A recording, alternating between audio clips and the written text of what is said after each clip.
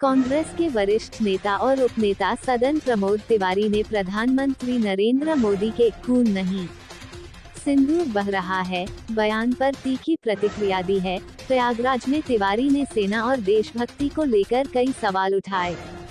तिवारी ने कहा कि हमें अपनी सेना के पराक्रम और सटीक निशानेबाजी पर गर्व है। उन्होंने पूछा कि लद्दाख में चीन द्वारा 21 जवानों की शहादत पर प्रधानमंत्री चुप क्यों रहे।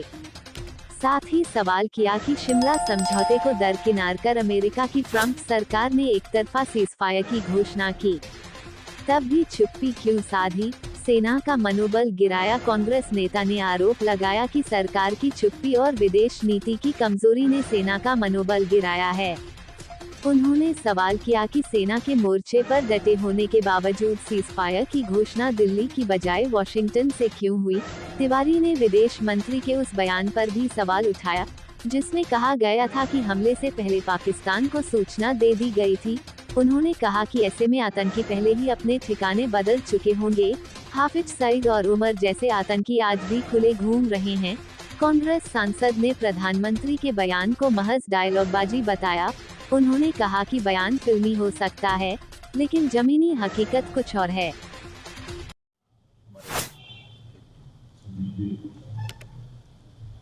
हमारे प्रत्याशी रहे कानपुर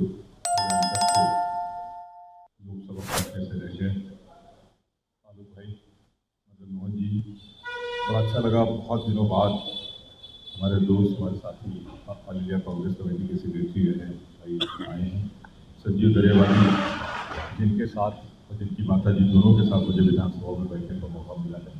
उनका भी हमारे भारत के साथी जी और सभी यहाँ जितने लोग हैं, आप सब बहुत ही शॉर्ट नोटिस पे आज रविवार है उसके बाद भी बता रहे हैं। मैं पत्रकार बंधुओं से आभार व्यक्त करता हूँ।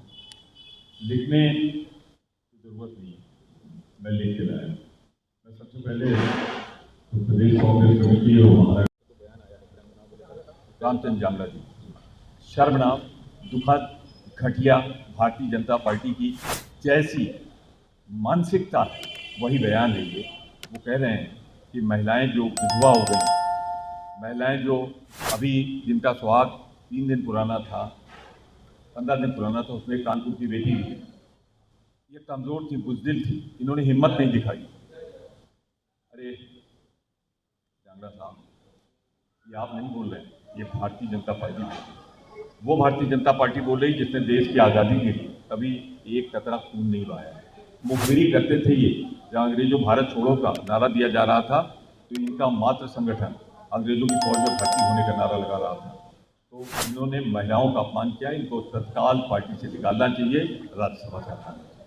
और माफ़ी मोदी जी को मांगना चाहिए, क्योंकि ये उनके अन्य साथी जब हरियाणा के प्रभारी होते थे मोदी जी, तब से इनके करीब हैं, क्योंकि राज्यसभा में वो बताते रहते थे।